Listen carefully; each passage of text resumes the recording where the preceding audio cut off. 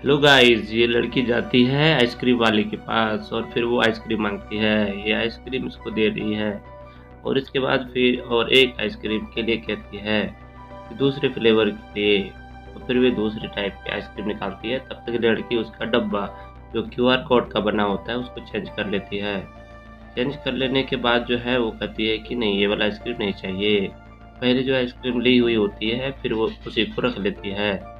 इसके बाद वो लड़की अपना मोबाइल निकाल कर के उस क्यूआर कोड पर पेमेंट करने के लिए कहती है और फिर वो क्यूआर कोड को स्कैन करके पेमेंट कर देती है और उसको पेमेंट स्टेटस दिखा देती है। और फिर ये लड़की कहती है कि हमको क्या मालूम, मैं तो पढ़ी लिखी नहीं हूँ, हमको नहीं पता, डब्बा बोल गया तो समझिए पेमेंट हो गया।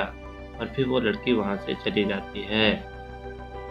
उसके बाद ये लड़की सोचती है कि मैं बहुत पढ़ी लिखी होशियार लड़की हूँ, मैंने इसको अनपढ़ को बेवकूफ़ बना दिया है।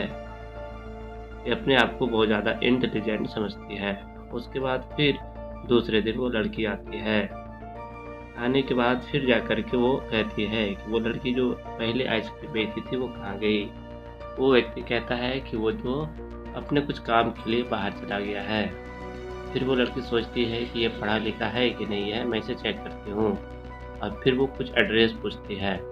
वो व्यक्ति कहता है कि मैं तो अंग्रेज़ी पढ़ा लिखा नहीं हूँ, मैं आपको एड्रेस कैसे बताऊँगा। और फिर कहता हूँ कि मैं तो ये ठेला चलाता हूँ और इसमें आइसक्रीम बेचता हूँ। और फिर वो जाकर के कुछ पैसे के लिए कहती है कि हमारे पास पैसे नहीं है, मैं अपना वॉलेट भूल गई हूँ। तो वो कहती है कि हमको पैसे दे दें। और इसके बाद जाकर के कहती है कि मेरा तबीयत भी ख़राब है, गला भी ख़राब है, तो आपको मैं पेमेंट कर देती हूँ, आप हमें पैसे दे दो। फिर वो व्यक्ति कहता है कि ठीक है, तुम अब पेमेंट कर दो, मैं तुम्हें पैसे दे देता हूँ। और फिर वो उसको पेमेंट कर देती है और वो व्यक्ति उसको कैश दे देता है। और फिर जाकर के आगे देखिए क्या होता है।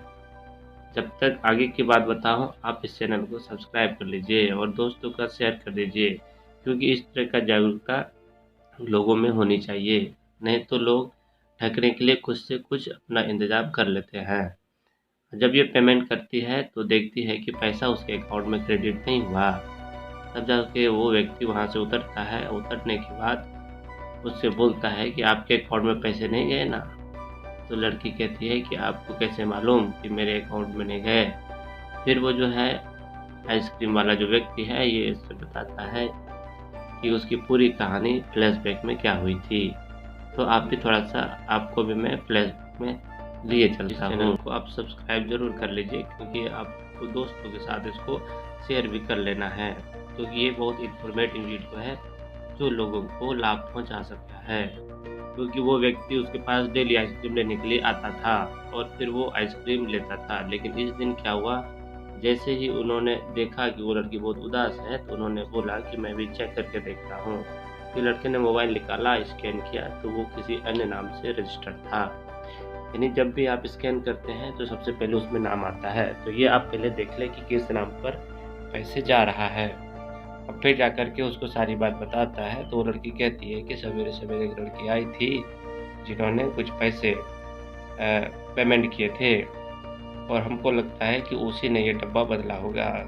तो फिर जाके वो व्यक्ति कहता है कि आप मेरे गाड़ी में जाके बैठ जाओ और फिर जाकर के मैं देख लेता हूँ। और फिर वो व्यक्ति अपना ड्रेस भी चेंज कर लेता है और फिर जाकर के उसी वाले टैक्सी में जाकर के बैठ जाता है। और फिर जाकर के देख होता क्या है, और वो लड़का जो है उस लड़के को पूरा डाँटता है।